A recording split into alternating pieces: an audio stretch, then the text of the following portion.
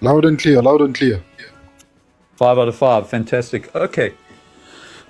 So when you look at what I was trying to drive at, is that we're going to ask ourselves a little thing. Let's do a little exercise here. We're going to ask ourselves, are Jews a national group? Are Jews a religious group? Or are Jews an ethnic or ethnicity? Now, I'd be very interested to see anybody type anything in the text as to answer those questions. I'll repeat, are they a religious group? The Jews, we're talking about Jews. Are they a religious group? Or are they an ethnic group? Or are they a national conglomerate? Now, this is very important, okay? I want you to think about that. It's very important because, number one, if they're just a national grouping, then how come they find all over the world? I see somebody saying, no, they're Europeans. False. Almost 1 in 5 Jews is non-white. They're not Europeans, those that are non-white. They're Jews made up of various nations of the world. You see, this is why I was introducing the topic earlier from the perspective that it's important to have an understanding of who it is that is fighting here. Now, a lot of the Jews are from Africa, particularly from the Sudan. They're also from Ethiopia. You also have Jews even in Zimbabwe. I'm talking about African black Jews. Oh, that's right. So, what does this teach us? Well, basically it shows us that the Jews are made up of many different kinds of people from all over the world. As I mentioned earlier, 2 main types though. The Sephardic group and Ashkenazi Jews. The Ashkenazi are more from Central Europe and Eastern Europe, okay, particularly from Russia, etc. The Ashkenazi are the ones that are based from there, as it were, or came down from there. They largely ended up in what was then called more Palestine, what became Israel. So this is when Israel comes about as a nation. However, it became a central focus for the Jewish people. Now, what about the Sephardic Jews? These are the Jews from Africa. Okay? These are non-Caucasian Jews. These are Jews who are actually black. So Jews are made up of both black and white people. They're also Indian Jews. There are Jews in India. There are whole synagogues there of Jews. These are Jews who have converted to Judaism, but they are just as much Jews as those who are Jews from their ethnicity through their RNA, DNA line. Myself, I'm 1/10 Jew, so I can speak for this. Okay, I don't want to delve too much on that, but I'd like to remind you that this means that globally, the Jewish force, as it were, as with Islam, is a very strong and homogeneous people. Fair enough, as I mentioned earlier, you get 3 different types. You get your ultra-Orthodox Jews, which are super religious who do not actually fight in the wars. Then you get your conservative, and eventually you get your reform shul, those who don't take it too seriously. So now, I wonder how many people here know how many Jews actually were in Africa and where are they now? If you go to Libya, how many Jews do you find in Libya? Because there were thousands of them there before. Where are they now today? If they are not there, where are they? If they were not unalived, where were they driven? Can anybody answer in the text? I'll be interested to see. Then they go to Europe. The Romans will take them to Europe. Maybe I'm wrong, Mr. Dean. But I think no, it's cool. No, I appreciate the answer. If anyone can also text in there. They never went all over Africa. What is interesting is where they went. A lot of them were airlifted in what was called Operation Moses. Okay? What happened is Israel had formed as a nation by then. This was the 1970s. I've met at least one of them I've had the privilege of meeting. Okay? But Israel flew in aircraft in order to save them from the persecution they were enduring. They were actually airlifted and taken across to the USA. We're talking about Africans, by the way. African Jews, black Jews. Okay. You can imagine why it was called Operation Moses, as in with Moses when he opened the Red Sea. And so this is what happened with these African Jews. Who were they persecuted by? Sadly, and this is not an indictment against Islam, because I don't believe what was happening there is a true reflection of Islam, but it was the Muslim forces there who were driving them out of the country, etc., and caused the persecution that they had to endure. the woman that I listened to, and I don't believe she was lying, she was brought out here to do a presentation at the Jewish Club in Durban. That's near North Beach. Okay. And there was a large audience, amongst them Muslims as well. And basically she shared that, like in her grandmother's case, she basically died of malnutrition, stuff like that, before they could be even airlifted. They'd had to march and walk for like literally hundreds of miles, not even just kilometers, nearly 1,000 miles to get to the place where they could be airlifted.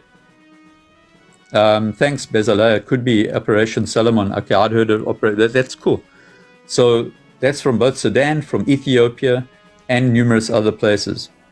So I think people need to understand the degree of suffering that the Jews have had to endure, especially the ones that have made Aliyah. Aliyah, meaning the return.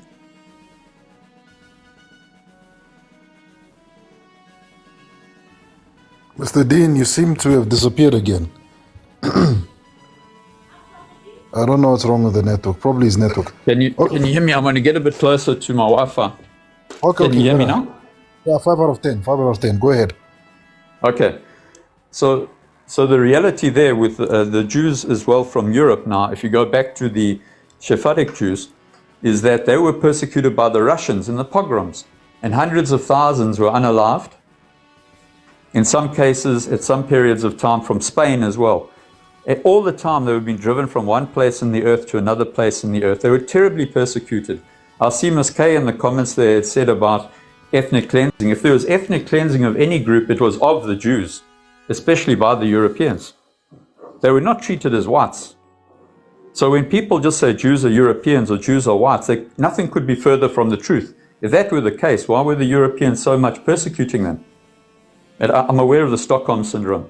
I'm not saying it's not that what's going on now. Remember, Netanyahu is a radical. He is not representative, as it were, of all Jewish people either. So there's that aspect of it. So I will yield there. Otherwise, I'm taking up too much space. But I do believe that it's important to get an understanding of these things, as I say, in order to understand the situation. I'm sorry about the network. I'm just going to end off there. Just tell me I'm going. Data. Okay, thanks, Mr. Okay, it's a bit, it's cutting again. It's Is it getting, yeah, thanks. Okay, yeah, thanks. Cheers, I'll yield there, I'll land. All right, thanks, Mr. Dean. Before I go to my brother Ebna, it's quite interesting, you know, when you tell the story of the Jews, it's almost like the story of the Afrikaners. Because also, the British didn't look at the Afrikaners like white people. He treated them just like how they treated black people.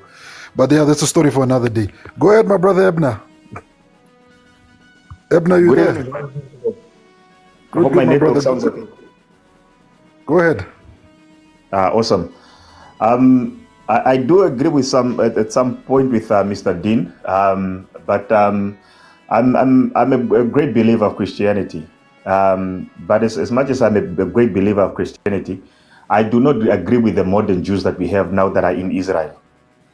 Because if you look at that land where they sit upon right now, the Jews have been disposed of that land so many times. I mean, they've been, if you look at it, somewhere they were invaded by the Persians.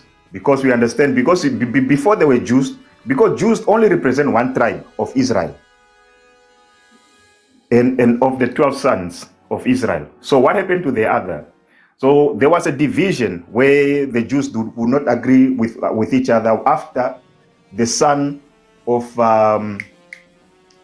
Solomon, King Solomon. And King Solomon, I think, is one of the people who introduced Judaism to Africa through the Queen of Sheba.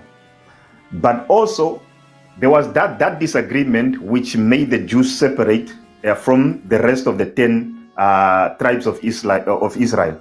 And the 10 went up north, and Samaria became their city. That's why you have this issue between between the Israelites and the Samaritan, because the Samaritan is the Israelites, while the Jews moved southwards, and one of the tribes was also dissolved into that which is called the tribe of Benjamin. But when the Persians came, they took they hammered the Israelites, and they were all dispersed. Some of them were kept as slaves. And then we understand the history of the Babylonian Nebuchadnezzar, who took the Jews as well and made them slaves, to the point where later on, these Jews were later returned to rebuild the city. But came other conquests, such as we understand Alexander the Great, came the Greek, and then the Romans took over from the Greek. But how many times have they actually been conquered, and how many times they also have to flee from that particular land? And we understand that the people that we call Palestinian today, they could be as well Jews themselves, because it was the Romans in the year 159, speaking under correction, 159, who changed that country and called it Syria Palestina, when the Jews revolted again, because they've been revolting so many times against the Romans. But this time they decided to change the land's name. So that's where that name came from at the end of the day. From there, we understand so many conquests came, and then we have now the Islam movement as well that came in. So these people that are speaking Arabic, because when Islam took over a land, Arabic as a language is also enforced upon that particular land, because the religion is enforced upon you, and since the religion is forced upon you, the language is also forced upon you, just the same as the Catholic will force Latin, that you need to study Latin, because the Bible cannot be translated from Latin, while they translate it from its originality to the language of Latin. So you have that history right there. And then from that particular history, we understand Cleopatra was not Cleopatra. Why am I talking about Cleopatra? We understand that history. The Romans came, and afterwards, moving forwards, came the fight between the Islam and the Roman Church, which we call what's the word when you send people to go fight for a particular land? The Crusades. There's a particular word. Crusades. The Crusades, yes, the Crusades. So many Crusades came to that particular land. So at the end of the day, who are the real Jews? Because when moving forward, there's a gentleman called Theodor Herzl who wrote a book called Judas Stats, and he wrote that book in agreement with what you said, Mr. Dean, that the Jews were not recognized in Europe. That's why he himself was an Australian Jew who went to France to work as a journalist, and he was surprised that the same treatment that he was getting there is getting there as well. So he wrote this book called Judas Stats, meaning that the Jews need the land of their own. And this is the book which the Zionist movement read. And then in the year 1897, that's when they met to make a decision upon this. So during the time of World War I, they were already moving into that land. Before even Hitler, before the Holocaust, they were already moving into that land, because they made the decision to take that land already before all these things were happening, before even they had proper motive, because this particular thing which has been written from this book, and the mistreatment of the Jews, not only the Jews, but the Jews and the Gypsies. Because when Hitler was killing, he was not only killing the Jews, but he was also killing the Gypsies. But the Gypsies were not talked about, it's only the Jews. And these are the people that were mistreated. So, Ebna, my brother, just let me use for now. Let me pause for now. No, it's fine. I'm saying just use unalive, brother. Use unalive. Don't use the keyword. Sorry. My apology. F1. So at the end of the day, when the Jews came to that particular land, even when the British themselves, who were conquering that land, did not agree with it, they tried to stop them and limit them to 13,000 per year. They couldn't at the end of the day, and at the end of the day, they end up taking that land when the British left. That's in 1948. They declared that land as their own already. So at the end of the day, what are we really talking about? Are these the same Jews from the Bible who came there because of this particular book and the mistreatment that was happening in Europe? Or this is a particular different type of Jews? Because the behavior of these particular Jews, it's very much aggressive. Because even when you're talking as a Christian, Christians, Orthodox Christians, because if you go there as a Christian and you are wearing like me, of course they will not do anything to you. But if you go there looking like an Orthodox Christian, you find Orthodox Jews spitting upon the what? On those that call themselves Christians. So at the end of the day, sometimes Christians, we have this unmitigated mentality of supporting Israel, while Israel himself does not recognize you as a Christian in any way whatsoever. So let's look at it and actually think about it. Are we talking? Is really God in this when they start taking the land and hammering the Palestinian, those that they found on the land, or is God the God of peace? Because the same Jesus that we found from the Bible says that when someone slapped you on this other cheek, turn the other cheek. So why can the Jews not turn the other cheek and maintain peace? That's where I will yield. Thanks, Mr. Ebner. Thank you very much. Yeah, no, it seems like the Jew story, like what Mr. Dean and yourself started, it's a deep story. And it's a real deep story. And I think the fact that they never really maybe did movies, or maybe they need to do a movie that explains the history of these people so people can understand. Because I like Mr. Dean bringing the concept of they are different. They're not all the same. And yes, maybe the ones today are predominantly white. That happens also when you do interbreeding amongst themselves. It's like I mentioned with the issue of how today, I think it was Mr. Emperor who said it, that how today you'll find a white man with the surname Duplessis and you think he's Afrikaans, but he's actually ethnically French. Because of course the French Huguenots also came to Africa. But it goes deep, and it goes deep because I'm just reading at the various people that sacked Jerusalem. But my brother Manny asked the question. Manny, from my understanding, the first Christian church is actually in Syria. It's Europe something, it's got a weird name. It stands in Syria. They're saying that's the first one they've discovered. So, but then the issue comes down to this, colleagues. This way it comes down. So now, are we saying what the current people in Israel are doing? Because I don't want to say the Jews, like Mr. Dean said, not everybody's involved. What the current people of Israel are doing is correct. Because I understand their mindset is to try and build back their homeland, meaning recapturing the land they've lost. Is it what they're doing today by fighting this war with Iran, Lebanon, and their various neighbors? Does it make sense, or what are we saying here? Are we agreeing with them, or are we saying what they're doing is wrong? Let me go off, Let's start with you, Jay. Or let me start with Manny. Manny, do you have anything to say, my brother? Because you've just been quiet. I think I'll give everybody 5 minutes, eh? I think 5 should be. Manny, you ready? Yes, I'm ready. I don't really have anything to say. I just have some things to add. Yes, the first church may be in Syria, but what I was saying is that the first Christian nations in the world were either Armenia or Ethiopia. And I was just saying that to add on to, I think it was the emperor when he was speaking about how the Ethiopians and the Kushites have a relationship with being Jewish. That's the only thing I was saying. So no, I don't have anything to add. Thanks, Manny. Let me stop your timer. Look, that's also a debate I was involved in. Mr. Dean, I should have invited you to it. We're actually talking about Christianity in Africa, and many people said Ethiopia. And the professor corrected. He said, not really. Christianity was brought to Ethiopia in the 4th century.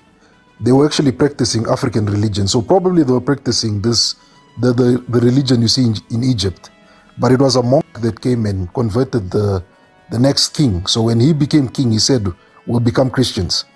So that's the interesting. I was actually shocked. I thought it organically started here. But let me move over. Mr. J? Yeah, thank you, Nduna. Yeah, that's a good one. Actually, I wanted to start it with that one of Ethiopia, because if I believe all of us have read the Bible, even though there are people with superior logic saying that we must not read the Bible like a book, you must read it in spirit. So the spirit has to help you. Maybe some of us will just read it over and over as a book, but the explanation at the end of the day, we're gonna get it the same. You might have the infused power of the Holy Spirit that shows you other things that does not make sense to us. I understand, but in the Bible they say that Queen Sheba came to be one of the wives of King Solomon, and he was practicing, something that was outside Solomon's culture, and one of the things behavior of Solomon was largely kind of, you know.